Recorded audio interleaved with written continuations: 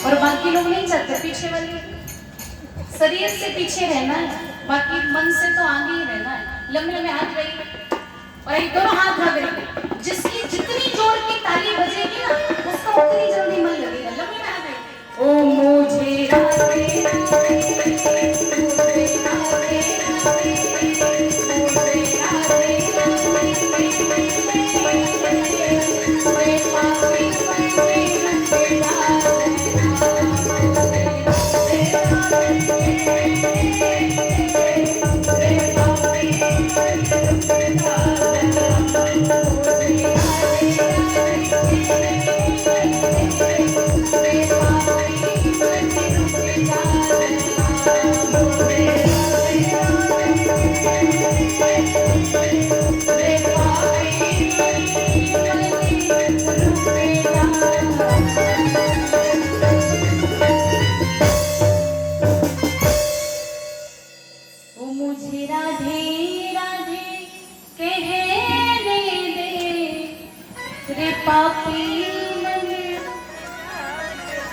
रुक जा जरा रे रुक जा, ओ रुक जा जरा रे मन रुक जा। ऐसे नहीं रुकेगा, रुकना है ना मन को। लंबे हाथ ले जरा, कि रुक जा जरा रे मन, अरे रुक जा जरा रे मन। अच्छा कहते प्रेमियों, कभी बालक जिद कर बैठे ना कि माँ मुझे ये वस्तु चाहिए, तो माँ क्या कहती, चल आज ये ले ली, कल तो जो बोलेगा वो मैं। तो अपने मन से कहेगा भैया 5 दिन रुक जा, 5 दिन मुझे कर्म करने दे, 5 दिन मुझे कर्म कमाने दे। यज्ञ हो रहा है, सुंदर कथा हो रही है, बस 5 दिन के लिए तो दूर हट जा। तो कहेगा क्या, कि रुक जा जरा रे मन। जो गाएगा उसी का मन रुकेगा, कि रुक जा जरा रे मन। अरे मुझे राधे राधे, मुझे राधे राधे, ओ मुझे राधे राधे कहने दे, ये पापी अपने मन से कहिएगा कि जब मैं नीचे आ रहा था ना तो मुझे परमात्मा ने ना वहां से कह करके भेजा कि पहले मुझे वचन दे करके जा कि संसार में जाएगा तो मेरा भजन करेगा। कहते हम सभी परमात्मा से ना वादा करके आते हैं कि ना एक बार आप नीचे भेज दो संसार में, मैं अवश्य आपका भजन करूंगा।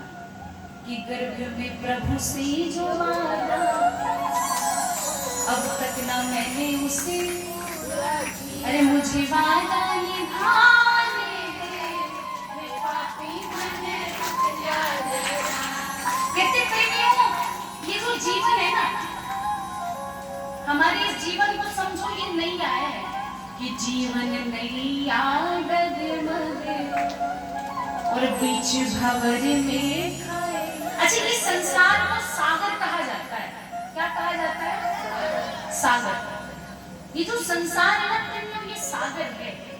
अच्छा उस सागर में और इस सागर में कुछ समानताएं होती है, सभी लोग ध्यान से सुनिए, इको कम कर दीजिए।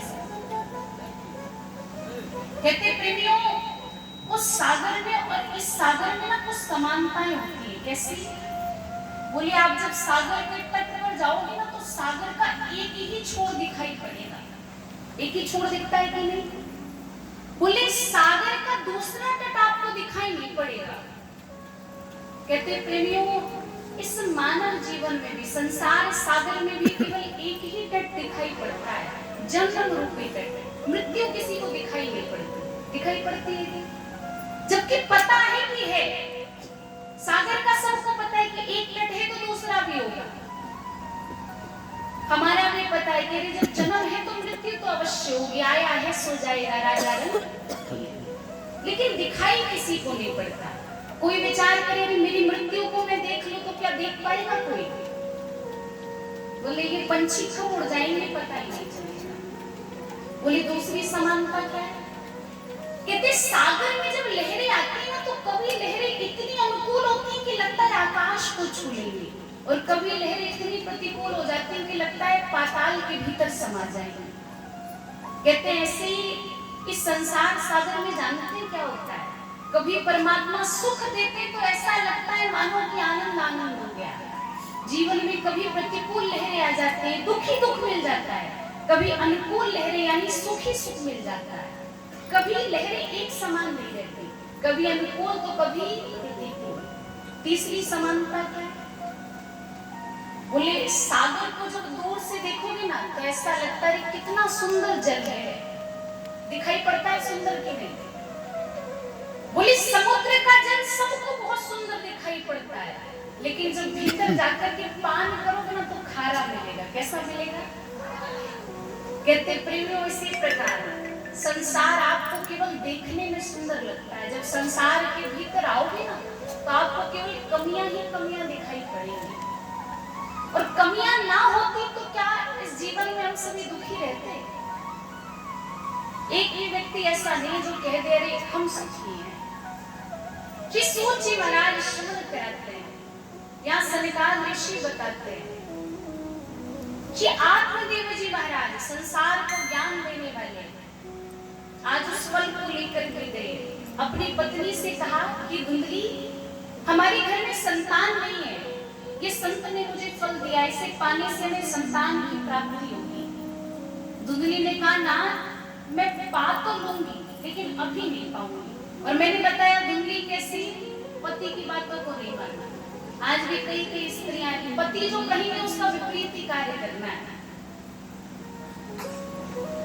और कहते प्रेमियों यदि गृहस्थ जीवन में शांति बनाए रखनी है ना तो एक यदि अग्नि का गोला है तो दूसरे को बर्फ का गोला बनना पड़ेगा।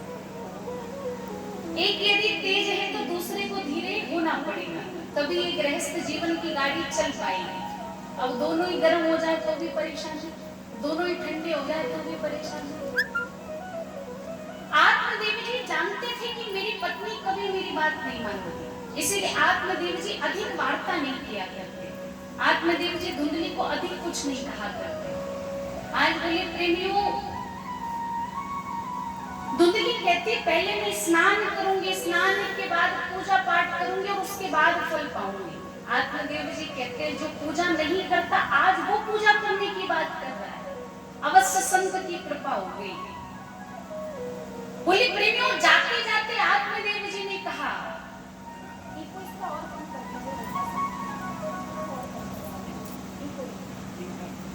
बोले प्रेमियों आत्मदेव जी ने जाते जाते कहा कि धुंधली इस फल को पाने के कुछ नियम दिए हैं। बोले क्या? सत्यम शौचम दया दानम एक भुक्तुम तो भोजनम। ये 5 नियम आपको करने पड़ेंगे। कौन कौन से नियम? सत्यम शौचम दया दानम एक भुक्तुम तो भोजनम।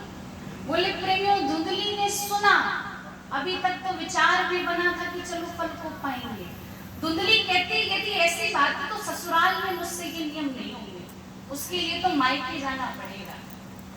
आत्मदेव जी विचार करते चलो मायके में जाकर के नियम हो तो ये भी ठीक है, कम से कम इन नियमों को तो करो।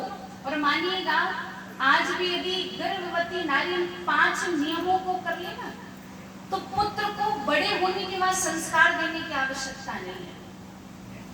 लेकिन यदि ब्राह्मण बताने लगे तो कहेंगे सब हम ही कर ले। क्या कहेंगे? बोले सारे कष्टों को हम ही से शिरादी शिरादी शिरादी शिरादी शिरादी शिरादी और पढ़ाइए शिरादी शिरादी शिरादी। तो बोले प्रेमियों यदि इन नियमों को करने को कह देंगे ना तो बोलेंगे सारे नियम हम ही कर लेंगे। तो आजकल ब्राह्मण कई बातों को तो छुपा करके भी रखते हैं। क्योंकि संसार किस प्रकार की बुद्धि नहीं है कि वो हर बात को समझ पाए। बोले प्रेमियों, धुंधली उस फल को लेकर के बैठी है, धुंधली विचार कर इस फल को पाऊं या ना पाऊं। बोले प्रेमियों, एक भाव आया कि चलो मैं इस फल को पा लूं। बोले तभी याद आया, अरे फल को पाने से मैं गर्भवती हो गई, और गर्भवती होने के बाद किसी दिन मेरे घर में चोर आ गए। बोले चोर सब लूट करके चले जाएंगे और मैं इसी प्रकार बैठी रहूं। चलो चोर भी ना आए, किसी दिन मेरे घर में अग्नि आ गई, अग्नि लग गई, आग लग गई। बोले आग में सब मुझे छोड़ करके चले जाएंगे और मैं यही जल करके राख हो जाऊंगी। बोले तीसरा ख्याल आ गया। धुंधली कहती चलो ये भी ना हुआ, कहीं ये बालक सुखदेव जी महाराज जैसे 12 वर्ष मेरे गर्भ में ठहर गया, तब मैं क्या करूंगी। कहते जब हमें कोई कार्य ना करना हो ना तो बहाने अपने आप विवेक में आते हैं। धुंधली कह रही 12 वर्ष गर्भ में बालक ठहर गया, मैं तब क्या करूंगी, बड़ा कष्ट सहना पड़ेगा। बोले उसी समय धुंधली की बहन का आगमन हो गया। अब कहते संगत का प्रभाव कुछ ना कुछ तो पड़ता है। अब बहनों के कुछ ना कुछ गुण तो आपस में मिलेंगे। तो बोले जैसी धुंधली वैसी धुंधली की बहन। अभी तो धुंधली ने कम बातें सोची, बहन ने आकर के 3-4 बातें और लगा ली। अरे हाँ हाँ बहन तो सही कह रही, बिल्कुल मत पाना इस फल को। धुंधली कहती संतान कैसे होगी। धुंधली की बहन ने कहा चिंता ना कर, तेरे घर में धन की कमी नहीं और मेरे घर में संतान की कमी नहीं है। मैं अभी गर्भवती हूं तो ऐसा करते हैं, मेरे गर्भ में ये जो बालक, इस बालक को मैं तुम्हें सौंप दूंगी और इसके बदले का जितना धन हो वो तुम मुझे। धुंधली तैयार हो गई। धुंधली विचार करते ये तो बड़ा सुंदर विषय। बोले कर्म भी नहीं करना, कष्ट भी नहीं सहने और अपने आप संतान मिल गई। बोले प्रेमियों, धुंधली ने विचार कर लिया कि बहन की संतान को रख लेगी, लेकिन बहन से कहती बता इस फल का क्या करूं, इसका भी तो चमत्कार देखना है। बहन ने कहा ऐसा कर, तेरे घर में गाय है जो कि बांझ है अनेक वर्षों से, तो उस गाय को ये फल खिला दे। कहते प्रेमियों, धुंधली ने जाकर के गाय का जो अन्न था उस अन्न के भीतर जाकर उस फल को पिला दिया। गाय ने फल को पा लिया। यहाँ धीरे धीरे समय बीता प्रेमियों, 9 महीने बीत गए। 9 महीने बीते ना तो धुंधली की बहन ने लाकर के संतान सौंप दी। कहते 10वां महीना आया प्रेमियों, और 10वें महीने में उस गाय ने भी एक संतान को जन्म दिया। अच्छा मैं संतान क्यों कह रही हूँ, वैसे गाय या तो बछिया को जन्म देगी या बछड़े को जन्म देगी, लेकिन कहते हैं 10वें महीने में इस गाय ने जिसे जन्म दिया है ना प्रेमियों, वो अद्भुत बालक है। कहते हैं जिसके कान केवल गौ के और पूरा शरीर मानव का। कहते हैं उसके शरीर से तेज ही तेज निकल रहा है। सभी लोगों ने जब ये खबर सुना ना, सभी लोगों को लगा ये तो साक्षात परमात्मा आ गए। आत्मदेव जी को पता चला कि मेरी पत्नी ने संतान को जन्म दिया, साथ ही साथ मेरे घर में जो गाय बांझ थी ना उसके घर में भी संतान हो गई है। आत्मदेव जी प्रसन्न होकर के आए। सबसे पहले अपने पुत्र को गले लगाया, लेकिन कहते हैं अपने पुत्र को गले लगाओ और पड़ोसी के पुत्र को गले लगाओ तो अंतर समझ आ जाता है। आता है कि नहीं? कहते अपना पुत्र कैसा भी हो ना, अपने पुत्र में हमें कमियां नहीं दिखाई देती। कोई पुत्र बहुत भी काला हो ना तब भी माँ कहेगी मेरा पुत्र चांद जैसा है, क्योंकि माँ का ये प्रेम है। प्रेमियों, कहते प्रेमियों, आज आत्मदेव जी ने जब अपने पुत्र को गले लगाया तो वो भाव नहीं आया, लेकिन फिर भी आत्मदेव जी को लगा पुत्र तो अपना है। लाड़ करके चल दिए गौ के बालक के पास। बोले गौ के बालक को जाकर के जब हृदय से लगाया तो ऐसा लगा मानो कि ये मेरा ही बालक हो। बार बार चूम रहे आत्मदेव जी महाराज। प्रभु से कह रहे नाथ ये कैसा चमत्कार है आपका। अपने पुत्र को देख करके वो भाव नहीं आया और गाय के पुत्र को देख करके ये भाव। बोले हृदय से लगाया। लिया। आत्मदेव जी विचार करते, घर में संतान होगी, क्यों ना नामकरण कर दिया जाए। क्या कर दिया जाए? और मैंने पहले भी बताया है, नाम का बहुत बड़ा प्रभाव जीवन पर होता है। पहले के समय में लोग जब नाम रखते थे ना तो बहुत सोच समझ करके रखते थे। आज भी नाम देखोगे तो राम प्यारे, श्याम प्यारे, कृष्णवती, कृष्ण लीला, ऐसे नाम। और आजकल का नाम बोले चिंटू, पिंटू, टिंकू, मिंटू। अच्छा, जिन नामों के कोई अर्थ ही नहीं है।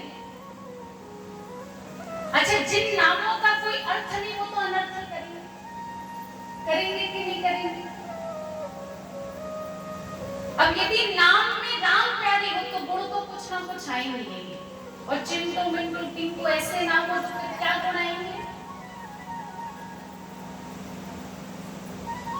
बोले प्रेमियों, आत्मदेव जी ने विचार किया कि मेरा नाम आत्मदेव है तो पुत्र का नाम परमात्मा देव रखूंगा। विचार करके चल रही है, अपनी पत्नी से कहा, देवी मैंने सुंदर नाम सोचा है। धुंधली कहती, 9 महीने गर्भ में मैंने रखा और नाम आपके नाम पर बिल्कुल नहीं रखा है। आत्मदेव जी ने कहा, झगड़ा करने से अच्छा देवी आप ही नाम रख लो अपने नाम पर। धुंधली ने कहा, ना, मेरा नाम है धुंधली तो मेरे पुत्र का नाम होगा धुंधकारी। क्या नाम होगा? बोले धुंधकारी नाम रख दिया। आत्मदेव जी विचार करते, चलो पुत्र का नहीं रख पाया, गौ के बालक का नाम रखते हैं। प्रेमियों, गौ के बालक का नाम रखा है गोकर्ण। क्या रखा है? अच्छा, गोकर्ण के 2 अर्थ है। पहला तो गौ के कान वाला, और दूसरा अर्थ क्या? कहते प्रेमियों, गोकर्ण का बड़ा सुंदर अर्थ है, जिसे कानों से सांसारिक बातें ना सुनाई देती हो, जिसे सत्य और असत्य का ज्ञान हो, जिसकी बुद्धि पंडामती हो। बोले प्रेमियों, ऐसा व्यक्ति ही गोकर्ण है, जिसे सांसारिक बातें अच्छी ना लगती। बोले प्रेमियों, आत्मदेव जी महाराज ने सुंदर गोकर्ण नाम रख दिया। मैंने बताया नाम का प्रभाव पड़ेगा। समय बीता प्रेमियों, ये पुत्र बड़े होने लगे और स्थिति कैसी? बोले गोकर्ण पंडितों ज्ञानी धुंधकारी महाखलह। क्या प्रभाव पड़ा? बोले गोकर्ण महाराज पंडितों ज्ञानी, जिनके पास ज्ञान की कोई कमी नहीं है, और धुंधकारी कैसा है? महाखल। अच्छा, खल का अर्थ जानते हैं? बताइए जरा, खल यानी? अच्छा, मैं बड़ा सुंदर अर्थ बताऊंगी खल का। कहते खल का अर्थ खा से जो खाना और ला से जो लड़ना जानता। खल का अर्थ क्या है? बोले जो खाना और जो भी संसार में ये 2 कार्य जानता, उसे मानो ये खल है। तो बोले धुंधकारी जी महाराज कैसे? बोले महाखल। खल मेरी महाखल। बोले पहले तो अपने घर में चोरी करते। कहते पुत्र यदि आपके घर में कोई गलत कार्य कर रहा है ना तो उसी समय उसे टोक दो। पहले के समय में पुत्र यदि गलत कर्म करता ना तो माताएं उसी समय रोक देती। शिक्षक यदि अच्छी शिक्षा दे रहा है, पुत्र को यदि मार भी रहा है ना तो माताएं जाकर के उंगली नहीं उठाती। और आजकल यदि शिक्षक थोड़ा हाथ उठाते तब देखो माताओं, तुमने छुआ कैसे मेरे पुत्र को। कहते प्रेमियों, हम ही अपने बालक के गलत कर्मों में उसका साथ दे देते हैं। और कहते छोटा बालक ना मिट्टी के समान होता है, कच्ची मिट्टी के समान। और कहते कुम्हार जब घड़ा बनाता है तो मिट्टी को जब गीली होती है ना मिट्टी तब आकार देता है, क्योंकि सूखने के बाद मिट्टी आकार नहीं लेती। हम लोग क्या करते हैं? कहते हैं बालक जब बड़ा हो जाए तब ज्ञान देंगे। अब आप विचार करिए, जब उस मिट्टी ने आकार ले ही लिया है तब आप उस बालक को क्या ज्ञान दोगे? आप उस बालक को क्या संस्कार दोगे? प्रेमियों, संस्कार देने की आयु छोटी आयु ही होती है। छोटे में हम बालक से कहें ना देख झूठ बोलेगा तो काली मैया आ जाएगी, तो बालक उस बात को मान लेता है। मानता है कि नहीं? छोटे में आप बालक से कोई भी बात कह दो ना, बालक को बुढ़ापे तक याद रहती है। आप मानिएगा, आपको यदि कोई बुरी बात लगी है ना आपके बचपन में, तो आपको वृद्धावस्था तक वो बात याद रहेगी। और ऐसी स्थिति में हम बालक को ज्ञान नहीं देते। और जब बालक बड़ा हो जाए, जब उसे लगता है कि ना मेरा जमाना और मेरे पिता का जमाना अलग है, मेरे पिता मुझे समझ नहीं पाएंगे, तब हम उसे ज्ञान देते हैं। ऐसे में वो आपकी ज्ञान को स्वीकार करेगा क्या? बड़े में आपका बालक आपकी बात मानता है क्या? बताइए जरा, मानता है क्या? और बचपन में आप कोई भी बात कह दो, बालक बचपन में मान जाएगा। बोले ये धुंधकारी जब बचपन में चोरियां करता ना अपने घर में, तो धुंधली ने आज तक कुछ नहीं कहा। बोले धुंधली ने आत्मदेव जी तक से ये बातें छुपा के रखी। और अब स्थिति ऐसी आ गई प्रेमियों कि धुंधकारी ने जाकर के दूसरों के घर में चोरी करना प्रारंभ कर दिया। कभी किसी से लड़ाई, कभी किसी से झगड़ा। एक दिन आत्मदेव जी से लोगों ने आकर के शिकायत कर दी, ना आपका बालक इस प्रकार के गलत कर्म करता है। बोले प्रेमियों, आत्मदेव जी को बड़ा क्रोध आया। कहते हैं यदि पुत्र को बिगाड़ने में मां का हाथ है ना, तो पुत्र व्यभिचारी बन जाएगा, और यदि पुत्र को बिगाड़ने में पिता का हाथ है, तो पुत्र मूर्ख बन जाएगा। और यहाँ पर किसका हाथ है? मां का। आत्मदेव जी को ये पता ही नहीं है बातें कि मेरा पुत्र इस प्रकार के गलत कर्म करता है। आज तक कभी धुंधली ने बताया ही नहीं। आज लोगों से पता चला तो आत्मदेव जी दुखी हो गए। पुत्र से ये कार्य करने को मना किया, लेकिन पुत्र ने बातें मानी नहीं। बोले प्रेमियों, रुदन करने लगी आत्मदेव जी। रुदन करके आज विचार करते कि ऐसा बालक होने से अच्छा कि मैं बिना बालक के हो जाता। वो बात याद आ रही कि संत ने कहा कि परमात्मा को पुत्र बना लो, और मैंने मना कर दिया। बोले प्रेमियों, रुदन करते करते गोकर्ण महाराज के पास पहुंच गए। गोकर्ण महाराज ने पिताजी को बैठाया। पिताजी, आप बताइए किस बात का दुख है आपको? ये धुंधकारी गलत कर्म करता है, इस बात का दुख है आपको? आज प्रेमियों, आत्मदेव जी कहते हैं पुत्र तुम बताओ, मैंने इस पुत्र को पाने के लिए जाने कितने कर्म करे, और मेरा पुत्र इस प्रकार का गलत कर्म कर रहा है। बोले प्रेमियों, श्री गोकर्ण महाराज समझाते कि संसार नाशवान है। कैसा है संसार? गोकर्ण महाराज कहते पिताजी, संसार में दो ही दुख के कारण है केवल, एक ममत्व और दूसरा अहमत्व, मैं और मेरा। आप कहते कि आपको इस बात का दुख है कि धुंधकारी गलत कर्म कर रहा है, आपको इसका दुख नहीं है। आपको इस बात का दुख है कि जिसने गलत कर्म करा आप उससे पुत्र का संबंध रखते हैं, वो आपका पुत्र है, आपको इस बात का दुख है। आप ऐसा करिए, इस बात का दुख है तो संबंध ही तोड़ दीजिए, अपने आप दुख समाप्त हो जाए। आप विचार करिए, यदि किसी की मृत्यु से ही कष्ट होता तो संसार में हरदम कितने लोग समाप्त होते हैं? हमें कष्ट होता है क्या? नहीं है। लेकिन अपने घर का कोई व्यक्ति चला जाए तो हम क्यों रोते हैं प्रेमियों? हम रोते कि आज तक तो मुझे ये भोजन कराता था, आज के बाद कौन भोजन कराएगा? हम अपने स्वार्थ के लिए रोते हैं, या आज तक तो ये मेरा ध्यान रखता था, आज के बाद कौन ध्यान रखेगा? हम उस व्यक्ति के लिए नहीं रोते कभी भी, हम अपने स्वार्थ के लिए रोते हैं कि आज तक तो उसने मेरी सेवा कर ली, आज के बाद कौन करेगा? मैं बार बार सभी से कहती हूँ, अवश्य अपने जीवन के कर्मों को आप निभाइए, लेकिन साथ साथ परमात्मा को भूलिए मत। आत्मदेव जी ने जब ये सारी बातें सुनी ना, बोले आज सबसे बंधन तोड़ करके जंगल की ओर चले गए। बोले जंगल में जाकर के खूब भजन किया, और एक दिन प्रभु को याद करते करते इनके प्राण चले गए। यहाँ बोले प्रेमियों, इस धुंधकारी ने वैश्याओं की संगति कर ली, घर में लाकर वैश्याओं को रख लिया। एक दिन वैश्याओं ने कहा ये तुम्हारी माँ सारा धन ले लेती है।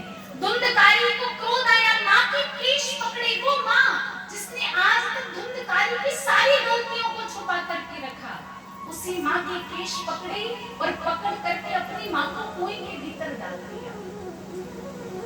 कहते तड़प तड़प करके माँ ने प्राण त्याग दिए और आप मानिए आपके कर्मों का दंड आपको यही मिल रहा है सारा। इस प्रकार तड़पते तड़पते धुंधली की मृत्यु हो गई है। बोले एक दिन उन वैश्याओं ने कहा ऐसा करो राजा के घर में चोरी करके आओ। धुंधकारी राजा के घर में चोरी करके आया। वैश्याएं विचार करती कि राजा किसी ना किसी दिन तो हमें पकड़ ही लेगा, ऐसा करते इस धुंधकारी को ही मार देते हैं।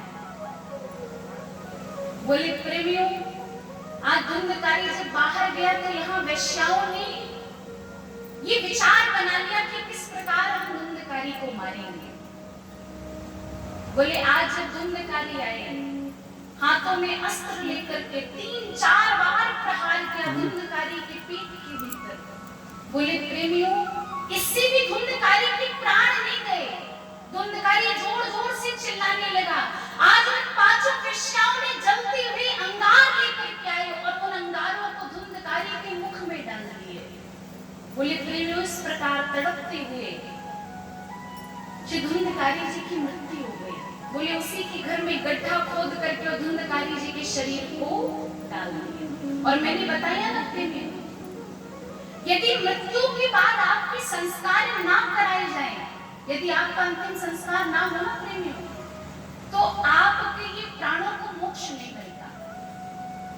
आपकी आत्मा इसी संसार में भ्रमण करती रहती है। बोले संसार से तो चले गए धुंधकारी जी, लेकिन आज सूत जी महाराज कहते प्राण अभी भी प्रेत योनि में भटक रहे हैं। एक बार की बात गोकर्ण महाराज का आगमन हुआ इसी गांव में। बोले प्रेमियों द्वार को खोला, अपने घर के भीतर गए तो देखते हैं घर के भीतर कोई है नहीं। नेत्र बंद करके भजन करने लग गए। बोले आज पहली बार गोकर्ण महाराज का भजन करने में मन नहीं लग रहा, ऐसा लग रहा है मानो कोई मुझसे कुछ कहना चाहता है। बोले हाथों में जल लेकर के गोकर्ण महाराज ने समक्ष फेंका, पूछा बताओ तुम कौन हो। आज बोले श्री धुंधकारी जी एक स्थान पर खड़े हो गए। खड़े होकर के कहा हे नाथ अहम भ्राता तदीयो अस्मि धुंधकारी के नाम लह। हे नाथ मैं आपका ही भाई हूं, मेरा नाम है धुंधकारी। आज बोले गोकर्ण महाराज ने कहा ऐसी स्थिति कैसे हुई। बोले किसी और के नहीं, स्वकीनेन दोषेण ब्रह्म तत्त्वं नाशितं मया, अपने ही दोषों के कारण मैंने इस ब्राह्मण शरीर का नाश कर दिया। आज बोले प्रेमियों गोकर्ण महाराज ने विचार किया कि क्यों ना इन्हें मोक्ष दिया जाए। कहते गया जी ने अनेकों बार पिंडदान करवाया। हमारे ग्रंथ में ऐसा लिखा है कि 100 से अधिक बार पिंडदान करवाया गया। कितनी बार? 100 से अधिक बार। लेकिन पिंडदान कराने पर भी कोई कार्य नहीं निकला। गोकर्ण महाराज चिंतित हो गए। बोले नेत्र बंद करे, उसी समय सूर्यदेव समक्ष प्रकट हो गए। सूर्यदेव ने कहा हे पुत्र अधिक चिंता ना करो, एक कार्य करो। बोले क्या? बोले श्रीमद् भागवतम मुक्ति सप्ताहम वचनम करो। ऐसा करो 7 दिन की श्रीमद् भागवत कथा कराओ, इससे तुम्हारे भाई को अवश्य मोक्ष मिलेगा। कहते प्रेमियों गोकर्ण महाराज सुंदर व्यास गद्दी बनाकर के विराजे। अपने भाई को 7 गांठ का बांस लाया, उस बांस के भीतर विराजमान कर दिया। क्यों? क्योंकि जिस ओर हवा चलती है ना प्रेत उसी ओर जाता है। तो एक स्थान पर स्थित करने के लिए 7 गांठ का बांस लाया गया। कहते प्रेमियों जैसे जैसे दिन बीतते जा रहे हैं वैसे वैसे एक एक गांठ टूटती जा रही है। और बोले जैसे